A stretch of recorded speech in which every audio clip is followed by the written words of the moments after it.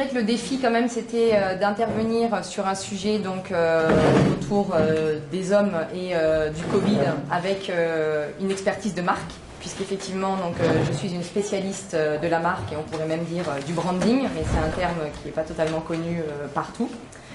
Et donc ce que j'ai fait, c'est que je vous ai pris une entreprise effectivement où en travaillant sur une stratégie de marque, on en est arrivé à parler de ce que vous disiez justement Manuel, du sens de l'entreprise, qui est certainement aussi un des leviers pour réussir à anticiper des crises telles que celles que l'on a vécues, parce qu'il y a besoin effectivement de fédérer et de motiver, au-delà de tout ce que l'on a pu entendre par vous mesdames en introduction. Donc effectivement, Marquiterm, c'est une PME viticole, donc en fait bien moins importante que les sociétés qu'on vient de voir de Manuel, qui fait 3 millions d'euros de chiffre d'affaires, qui néanmoins a cette particularité d'appartenir à un classement d'excellence qui est le classement 1855, qui n'a que 25 personnes, mais finalement c'est quand même 25 personnes qu'il faut réussir à motiver, à fédérer, notamment dans une pandémie, c'est ce qui peut rapidement fragiliser une entreprise. Et qui, malgré son appartenance à un classement d'excellence, quand elle m'a appelé, est en difficulté, en souci de valorisation. Et en fin de compte, donc le nouveau directeur général qui est arrivé en 2009 avait pris conscience de cette problématique de valorisation tout en appartenant à un classement d'excellence, et donc avait mis en place une double stratégie, une stratégie de qualité et une stratégie de diversification. Et en fait, il pensait sa croyance était de dire plus je vais diversifier, plus je vais montrer que je suis sur une marque dynamique, originale, moderne, et donc plus je vais contribuer à ma valeur de marque. Et en fait, quand il m'a appelé, le brief au départ était le suivant, c'était d'agir donc sur une marque qu'il considérait être une seule marque commerciale. Il ne la voyait absolument pas comme une marque institutionnelle, et c'était de demander donc de formaliser cette stratégie de valorisation pour agir sur la valorisation patrimoniale. Donc en fait, à aucun moment donné, il n'intégrait la dimension humaine ni le sens dans la valorisation patrimoniale de l'entreprise. Ce qu'il avait par contre identifié rapidement, c'est qu'il y avait un parallèle qu'il faisait entre une stratégie de diversification, de développement intense et une crise de croissance. Et notamment, ce qu'il avait identifié, c'est de dire quand tous les indicateurs sont au vert, finalement, il y a des signaux faibles qu'il faut savoir identifier et qu'il faut savoir prendre en considération pour qu'il n'y ait pas de perte de valeur de marque. Et lui, qui était un enjeu d'autant plus important qu'il appartenait donc à l'équivalent d'un club qu'on pourrait dire élitiste, comme le comité Colbert dans le monde du luxe. Donc en fait, je dirais que mon client, il a eu 3 déclics. Donc un premier qui était bien avant Covid, qui était de dire, en fin de compte, quand je mène une stratégie de diversification, il faut aussi que j'ai en parallèle une stratégie de renforcement de ma marque. Il a eu, donc là c'est ce qui a fait qu'on a travaillé ensemble en 2018, donc bien avant le Covid. Il a eu un deuxième déclic qui a été pendant l'audit, donc là qui était aussi avant le Covid, qui était de dire finalement dans une stratégie de diversification, il y a bien souvent la nécessité de devoir faire émerger une marque institutionnelle. Et si ça peut paraître être la problématique d'une petite entreprise, j'accompagne des sociétés qui font 17 à 70 millions d'euros de chiffre d'affaires et qui ont la même problématique. Ça veut dire en fait qu'elles sont dans la précipitation de leur diversification et qu'elles font porter tout ça par une marque historique. Et il se pose très rapidement à une problématique de légitimation de marque selon le périmètre de diversification de l'entreprise. Donc tout ça, on était avant Covid. Et après, il y a eu le Covid qui est arrivé. Et son deuxième déclic, ça a été de se rendre compte que tout le travail que l'on était en train de faire, de définition, de structuration, était finalement au service d'une marque entreprise qui a pris toute son importance pendant le Covid. Toute son importance, donc pourquoi toute son importance parce qu'effectivement, le Covid, il est venu bouleverser des éléments fondamentaux au-delà de la digitalisation, du télétravail, qui sont des problématiques du sens. Et effectivement, une problématique aussi de rapport contractuel avec l'entreprise. Finalement, j'entends encore beaucoup de personnes me dire oui, mais finalement, le sens de l'entreprise, c'est pas totalement le sujet de toutes les sociétés, ça ne concerne que les sociétés qui veulent être plus ou moins éclairées, plus ou moins engagées, mais finalement, 3/4 des sociétés sont plutôt focus sur leur trésorerie et leur problématique de commercialisation. Et moi, je dirais quelque part, mais vous l'avez quelque part présenté aussi, mesdames, avant, on a toujours dit on peut avoir le meilleur produit du monde s'il n'y a pas de force commerciale derrière, ça ne sert pas à grand chose. On peut aussi avoir la meilleure idée au monde, s'il n'y a pas la production derrière, ça ne sert pas à grand chose. Au même titre qu'on peut avoir la meilleure ambition post-Covid au monde, s'il n'y a pas les hommes derrière que l'on arrive à fédérer et à motiver, ça ne sert strictement à rien non plus. Alors du coup j'essaye de raccourcir pour tenir le timing. Et effectivement, donc, ces hommes, ce qu'ils demandent beaucoup aujourd'hui, au-delà donc de la QVT, c'est également du sens. Et ils questionnent aussi la valeur d'engagement de l'entreprise. Donc nous, finalement, quand on est en train de faire un travail de construction de la marque entreprise dans une stratégie de valorisation, effectivement, on était en train de travailler quelle est la cohérence du développement par rapport à l'ADN de l'entreprise. On travaillait effectivement la légitimité de son périmètre de diversification par rapport à ses valeurs et à sa promesse. On travaillait la singularité de l'entreprise, on travaillait sa valeur de marque et son positionnement.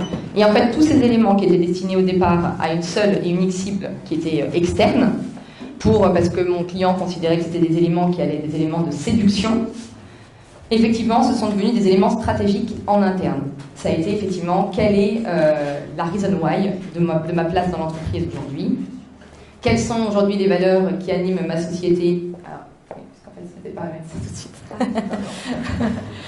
Quelles sont finalement les valeurs qui animent ma société et quelle est mon utilité, ma contribution avec cette société dans un monde qui est en plein bouleversement. Donc il y a eu effectivement toutes ces questions-là et tout ce qu'on avait destiné à une marque commerciale est venu prendre sa place dans une marque institutionnelle et tout ce qui était destiné à un public externe est venu prendre sa place auprès d'un public interne. Et donc ce que ça a créé assez rapidement, donc, parce qu'effectivement comme disait Manuel, on a des temps longs et des temps courts. Dans un premier temps court, on a eu 3 constats. Un premier constat qui était un certain engouement, un deuxième qui a été de la confiance et un troisième qui a été de l'implication et de la créativité. L'engouement, pourquoi? Parce qu'en fait, on était dans un contexte qui était devenu morose et incertain. On parlait beaucoup, en fait, quand il y a eu la première pandémie, théorie de l'effondrement, qu'il fallait accompagner le deuil des entreprises. Donc, on était plutôt sur des schémas assez noirs. Et nous, on est venu avec une société qui avait travaillé tous les éléments de sa contribution à quelque chose de plus grand que son seul et unique marché. Et donc, on était sur un projet de construction et d'avenir. Et ça, finalement, d'avoir cette dynamique positive dans un contexte qui était totalement négatif, il y a eu effectivement un engouement qui s'est créé. Et ce qui était aussi intéressant, c'est qu'on était dans un monde totalement incertain. Et nous, on était dans une entreprise qui avait une feuille de route. Donc finalement, d'être dans quelque chose où on se disait, chaque jour, on attend de voir la nouvelle claque qu'on se prend, là, on était en fait dans quelque chose où nous, on avait déjà un cheminement, où on savait où est-ce qu'il fallait agir et dans quelle démarche utilitaire il fallait se mettre. Après, il y a eu un niveau de confiance qui s'est développé au niveau de l'entreprise, parce qu'effectivement, finalement, tous ces éléments qu'on avait travaillés en amont, qui étaient un peu une conviction du dirigeant de dire, oui, on entend parler du sens, mais c'est peut-être pas le sujet de toutes les sociétés, mais moi, je vais quand même le faire, alors que c'était une PME, alors que c'est une PME. Et a donné le sentiment aux salariés, en fin de compte, que c'était une société qui était en anticipation des crises. Parce qu'effectivement, les éléments qui sont devenus indispensables du jour au lendemain, elle les avait déjà préparés. Elle ne s'est pas retrouvée à se dire, mais mince, on est en situation de crise, c'est quoi notre utilité, c'est quoi notre contribution, c'est quoi notre sens, c'est quoi notre valeur d'engagement, tout ça était déjà posé. Donc effectivement, il y a eu une certaine confiance donnée à l'entreprise, au-delà de tout ce qu'il pouvait y avoir comme fragilité dans le business. Ça a donné le sentiment que c'était une société déjà armée et sur qui on pouvait continuer à compter. Et après, effectivement, ça a stimulé l'implication et la créativité. Je dirais que quand une entreprise puisque cette entreprise avait commencé à définir son sens utilitaire, sa contribution, ça a permis, en fin de compte, que l'attention des salariés soit dirigée vers l'entreprise, alors que dans beaucoup de sociétés, ce que l'on pouvait constater, c'est que si les salariés étaient présents physiquement ou en distanciel, leur esprit était ailleurs. Là, pour le coup, ils étaient vraiment portés quelque part d'une pseudo-mission, on pourrait dire. Et donc, leur attention était focus orientée vers l'entreprise et donc sur une dimension d'implication et aussi de volonté de créativité. Ça, c'est ce qu'on a pu constater à court terme. Après, à moyen et à long terme, on identifie déjà les zones de progrès. C'est que si la quête de sens est une vraie demande de la part de plus en plus de salariés, il y a une difficulté à maintenir le cap du sens de l'entreprise. Et effectivement, c'est comme si finalement en fait, c'est comme si le sens posait un bon stimuli, mais qu'on avait une plus grande difficulté à l'incarner. C'est-à-dire qu'il y a un changement de posture des individus dans l'entreprise pour venir porter ce sens et s'inscrire dans ce sens de l'entreprise qui est beaucoup plus difficile à intégrer. Pourquoi j'en parle? Puisque le brief finalement était assez complet et assez dense. C'est parce qu'en fin de compte, il y a aussi dans le collectif des consultants que l'on forme la nécessité d'accompagner avec plusieurs compétences ces transformations de l'entreprise. Et justement, cette intégration du sens de l'entreprise doit être aussi accompagnée dans les changements de posture des salariés. Ce qu'on constate aussi, c'est que finalement, comme vous le disiez tout à l'heure, il y a une nécessité d'expérimentation. Donc nous aussi, on a testé pendant 1 an et demi la portée de ce sens dans l'entreprise par rapport au contexte. Et il y a aussi une nécessité à un moment donné d'encadrement de ce sens. Parce que ce qu'on constate sinon, c'est qu'il y a une appropriation de ce sens à mauvais escient. Et comme si finalement on est en train de provoquer une perte de sens dans la volonté du sens de l'entreprise. Donc il y a une nécessité d'encadrement par la mise en place d'outils de pilotage et certainement de process aussi. Et ensuite, il y a aussi la posture du dirigeant, qui lui, en fait, a bien souvent l'impression qu'il a fait le job quand il a posé les éléments d'utilité à l'entreprise, et alors que lui, finalement, il doit aussi réviser sa manière de gouverner. Et j'animais un atelier à Marseille il y a 1 semaine et demie sur ce sujet-là, mais ça veut dire qu'on ne peut plus travailler de la même manière, ni dans les modes de validation, ni dans les modes de présentation, ni dans la façon de manager au quotidien, et dans la façon aussi de mettre en place les outils de pilotage classiques. Il faut qu'on arrive à en mettre des plus innovants.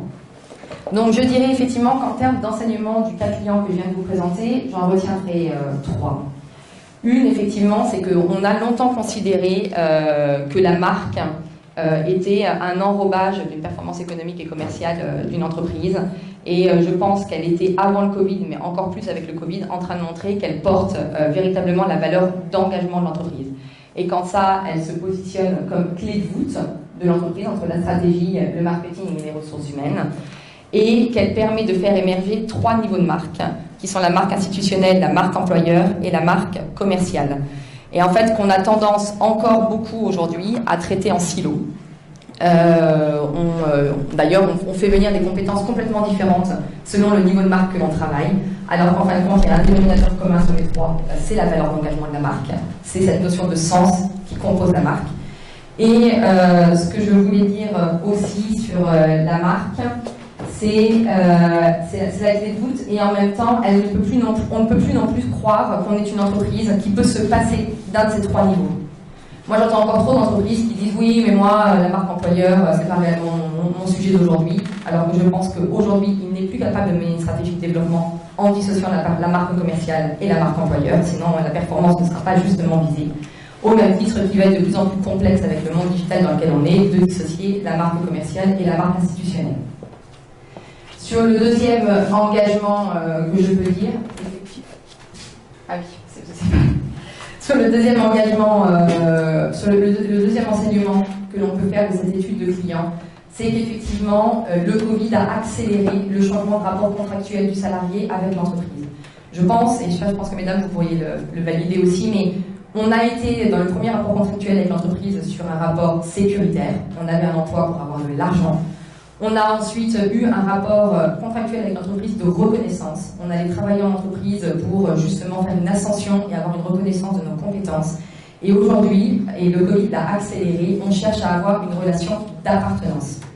Je pense que le mot fidélisation n'est plus le bon terme, mais par contre, il y a vraiment cette nécessité à comprendre à quoi je contribue avec mon entreprise, puisque le Covid est venu questionner réellement ça. Et effectivement, par rapport à ce que disait Emmanuel, il y a de plus en plus de gens qui partent. Le marché de l'emploi est fourni d'offres, donc en plus, il y a une compétition entre les entreprises qui est absolument énorme. Et c'est comment je fais dans un contexte fragilisé par la pandémie comme le Covid, mais il y en aura d'autres, des crises, comment je fais effectivement pour maintenir mes forces vives dans l'entreprise. Et ça passera effectivement par cette relation contractuelle communautaire. Et ensuite, je dirais qu'effectivement, il me semble qu'on a comme responsabilité en tant que consultant de la CPC d'accompagner ce qu'on pourrait appeler une stratégie de leadership post-Covid et qui part effectivement du coup de cette valeur de l'engagement et du sens de l'entreprise, donc de ce fameux why. Et ce que j'aime bien dans ces cercles concentriques de Simon Sinek, c'est qu'il montre en fin de compte que c'est pas les uns à côté des autres, c'est les uns imbriqués avec les autres, et que finalement on a vraiment nécessité à, nous aussi, dans cette stratégie de leadership, qu'il faut réussir, dans cette nouvelle stratégie de leadership, qu'il faut réussir à présenter aux entreprises, à penser global et à agir ensemble. En fait, on a encore trop tendance, il me semble, à agir les uns après les autres, à venir. Et en fait, ce cercle montre bien, ces 3 cercles montrent bien qu'en fin de compte, il faut déjà partir de la valeur d'engagement de l'entreprise pour ensuite y déployer, après expérimentation, les process pour espérer en obtenir des résultats. Et si j'avais juste une conclusion à donner, je dirais que si on doit aider les entreprises à se remettre en question pour viser ces nouvelles stratégies de leadership, je pense que nous, au niveau de la CPC, on a aussi une question à se poser qui est quelle méthodologie on décide de mettre en place pour justement accompagner avec une intelligence collective de consultants ces entreprises dans cette vision globale autour de la valeur de l'engagement et du déploiement des process appropriés. Merci beaucoup.